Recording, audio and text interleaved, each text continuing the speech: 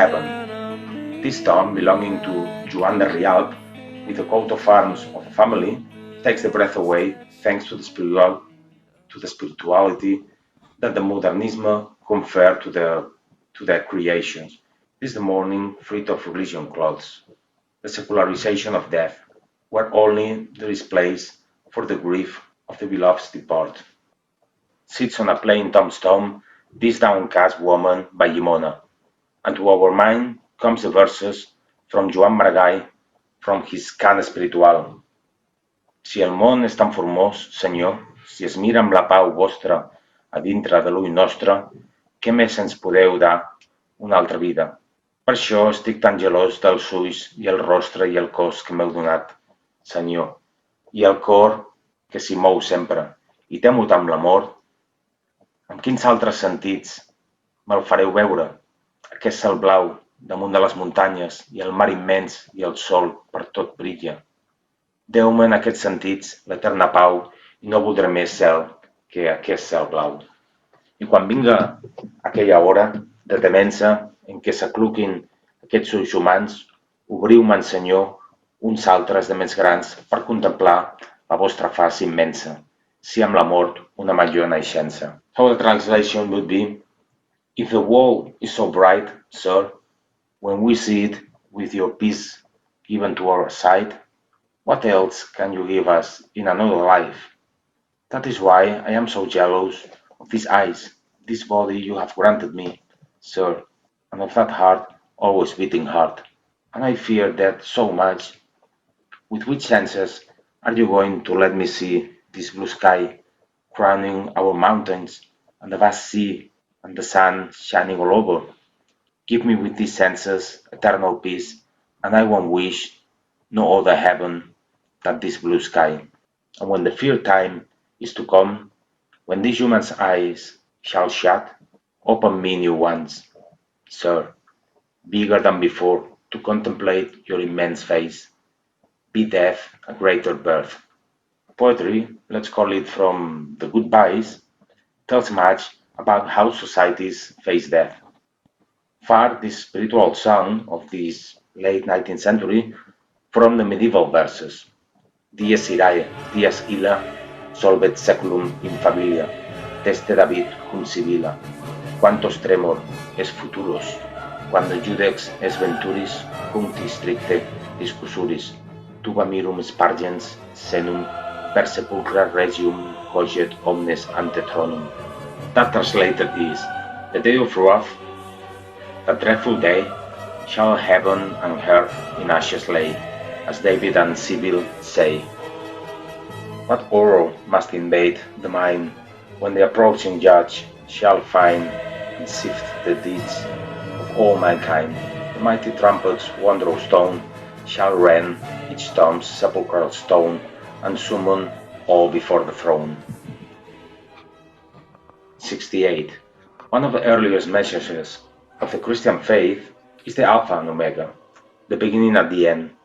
In this pantheon, raised for Antoni Coma, the words assume the leading role while saying to the believer that there is no break at all with death, as the end of the road of earthly life is the beginning of celestial life. Spring from each of the letters a twisted iron bar, launching our sight to the heights, where a standing angel seems to confirm that the deceased one has won a place in heaven.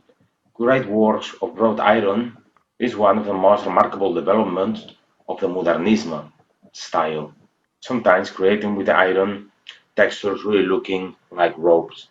Albareda developed a Modernisme language perfectly fitting in the cemetery, despite the curviness and the likeness of the Modernisme seems beforehand opposite to the idea of death. Without falling into an excessive curvy play, he was able to confer to the pantheons that vitalist touch so characteristic of the Barcelona of the times, together with some serious presence.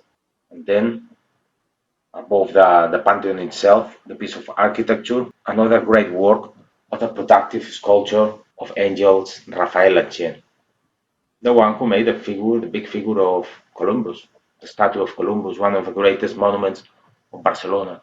This sculpture used to sizzle very robust celestial creatures utterly determined to fulfill their duties, despite carrying also with a deep sadness. In Anselm's Coma's tomb, again we have to commend the importance that the rivers had for the industrialization of Catalonia. The river Ter was one of those rivers at the banks of which many cotton factories were built. The village of Salt was packed with this kind of factories, fed with the water of the river. 69. Here a discreet pantheon of one of the great surnames of the banking of the time, Arnús. Was Manuel Arnús Fortuny the nephew of Evarist Arnús, who built Banc Arnús, nowadays occupied by a department store in Plaça Catalunya, in one of the corners of Plaça Catalunya. Manuel Arnús was also shareholder of the Companyia Barcelonesa d'Electricitat, the three chimneys still standing in Avenue Parallel, who was the power plant. The fortunate heir enlarged the bank to create the Banc Arnús Garí, which was dedicated to finance stock exchange operations. This bank built the Compañía Española de Electricidad y Gas Lebón, that went into the Spanish market, supplying electricity to different Spanish cities. In this time, just a handful of deacons handled the matters of the different companies, being chairman or having shareholders of the big handful of big companies. So they had this endogamy of class, the very high class. They were practicing this endogamy, this unity of class, not only in the economic spheres, in these governing boards, many companies, but also in spaces of leisure, like in the opera house, the Liceo. They had their alcoves, their nice seats, like in the second, third floor, where also there were spaces to negotiate important political and economic matters. 70. The family Godot needs no presentations for the Barcelonians. In a country where rivers were used to generate power and make paper paste, it is no wonder that the rich journalist industry was also developed. Vanguardia, El Bruci, La Humanitat, La Veu de Catalunya, El Cucut, L'Esquela de la Torratxa, La Rambla, are names for daily and weekly press of the times, and still surviving the so-called Vanguardia, who was and still is owned by this family called Godot. That also they have a radio and they have a TV station. They sponsor a tennis contest. The variety of the many different newspapers in the times demonstrates the big range of political and social options then and still nowadays. The mausoleum shows an excellent state of conservation, and that is a sign that current generations of the family take care to keep in good shape this heritage. The neo-Gothic style enjoyed then much prestige as communicator of dignity and empire. No wonder that many mighty sagas of Barcelona opted for this medievalist style in their pantheons. Likewise, that is connected with the conservative and far right-wing ideals of the Catalan bourgeois class or high bourgeois class of the times. It is remarkable how the social and political stand can switch within the same social class in the span of just one generation. The fathers of all these recorded capitalists made possible the church displacement, the church's endowment. They were like more revolutionaries, also making possible the dethronement of the royal family and the proclamation of the First Republic.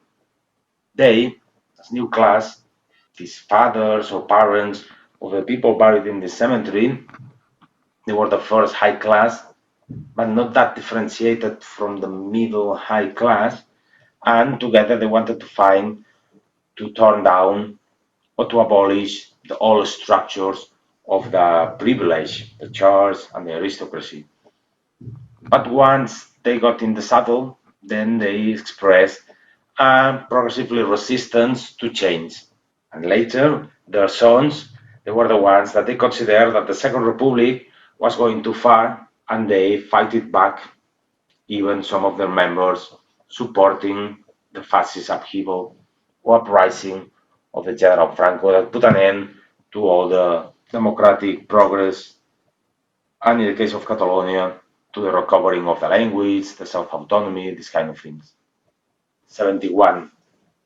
Pedro Torres Xavi is announced by a very young angel, very human indeed. This angel seems asking the height that his protege can gain a peace in heaven. A reclining statue praying to heaven is also an excellent example of how feelings are not just reserved area for worldly beings. 72. Bayard Barreau chose for his sepulchre the following inscription: Ora pro nobis, pray for us. To ask for a prayer is like to go for an interaction in between the alive and the dead person. That is one of the basic reasons of a cemetery, that the alive remember the dead ones. Sometimes we can verify the utilitarianism of the Catholic faith with inscriptions the kind of Qui credit in me, habet vitam aeternam. Who believes in me shall have eternal life. Once again, a neo-gothic temple, fake as any neo, very common to see in these and in other graveyards. The association medieval darkness Gothic mystery of death was a formula much taken by many people when it came to build a pantheon. In the square we can see again there are some built-in sepulchres all aligned, which at the same time are the patres of the upper terrace. The waving line of these praying sepulchre places gives them a very modernist touch. But already this level, so as we walking up, the years pass by and this modernism is fading down and the things they get more like with less curviness and flexibility, and they keep repeating formulas. 73. In the center of a plaza is in a commanding position there is the mausoleum of Piquipon, Barcelona's mayor in between 1912 and 1915. Piquipon made a political career at the ranks of the Populist Party of Alejandro Lerroux. This radical anti-Catalanist party, depending on the political momentum, could move from the leftist nihilist to destroy all, or to the more conservative positions. And actually, by 36, they backed the military rebellion of Franco, who put an end to democracy in Spain. But Piquipon is more remembered in local history for his linguistic blunders when making speeches. Here are some, and some of them difficult to translate. La batalla de waterpolo, the battle of water polo. Vida sedimentaria, sedimentary life. Marbre de Carraca, el servei de prevenció i extensió d'incendis, Service of Prevention and Extension of Fire. Títols mobiliaris, el conflicto nipo-japonès o la guerra anglo-britànica, the Nipo-Japanese conflict o the Anglo-Brittany War. Oi que sembla un radiador romà? Tinc entès que els de la ponència pondran dijous que ve. Lo necesario es que cada uno viviera en nuestra propia tierra. Entonces seguramente comenzaríamos a estar bien. Los franceses en Francia, los ingleses en Inglaterra, los murcianos en Murcia, los belgas en Belgrado. O que les coses s'havien de prendre en petites diòcesis. It is a freestanding temple without new constructions, thus raising the visual prominence of the building. Piquipon is still present in the city thanks to a house in Plaça Catalunya which bears his name, a light work of Puig i Cadafal with some Tuscany flair. Then here we find a row of pavilions, the one named L, sober pavilion with a slate roof and frieze in the four sides and gargoyles in the four corners. The eclectic pantheons are very rich and diverse in symbology. Under our feet, the wide blue sea, a littoral quite different as the one they could see 100 years ago. Much more different it was the coast in the Middle Ages. So the littoral, the beach, has been moving forwards. So the city has been gaining some land to the sea. Then next to it, for Josep Oliver i Font, it was chosen a sculptural piece dramatizing the very same ritual of the burial ceremony. A woman approximates heavily to the grave to place a flower, symbol for purification and life. A crying woman steps on a carpet where an inscription tells us the name of the deceased one. The torches on the corners remembers us that despite death extinguishes the body, life's flame keeps alive the soul. The one of Serra Trias seems as a confirmation that the delicate and sensual times of the Modernisme were gone, as the sepulchre crudely shows the very same aim of the Sith, gloomy figuration that together with the stone coffin with sharp corners communicate aggressiveness, pushing you away. Also the dark color of the stone is far from the virginal whiteness of the Modernisme works. Then also we have the botanic background with cypresses, pine, and palm trees. In the tomb of Pumés Casas, we find a primitive man with a mace, defeat, morally defeat, has no strength anymore to wake up, as expressing that all the strength of life is ephemeral, just a breakable facade before the unavoidable fact that death is. The carpet shows a decorativeness of modern influence, and the mortuary coffin is curvy, though much more stagnant than in the modernist times, that the line was much more free and fluent.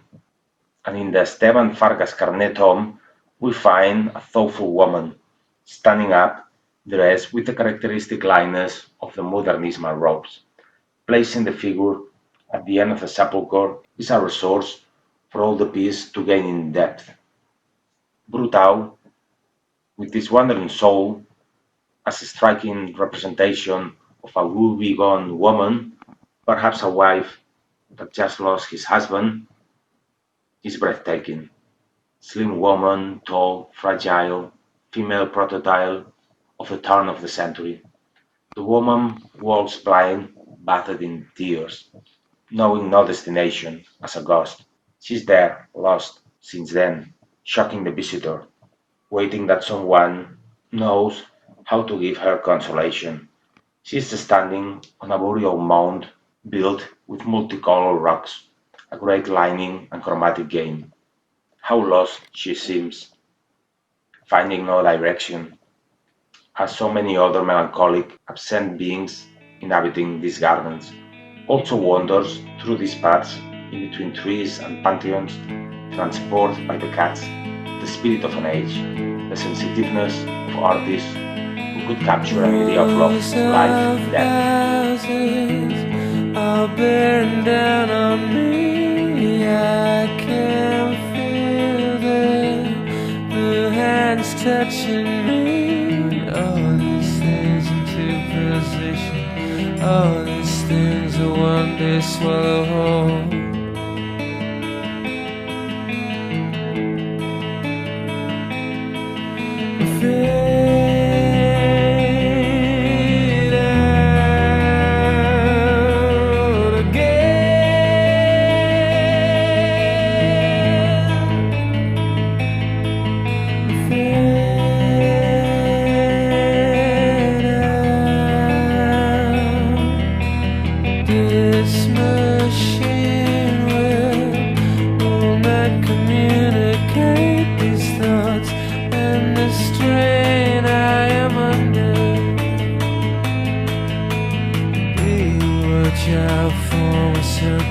Before we all go under.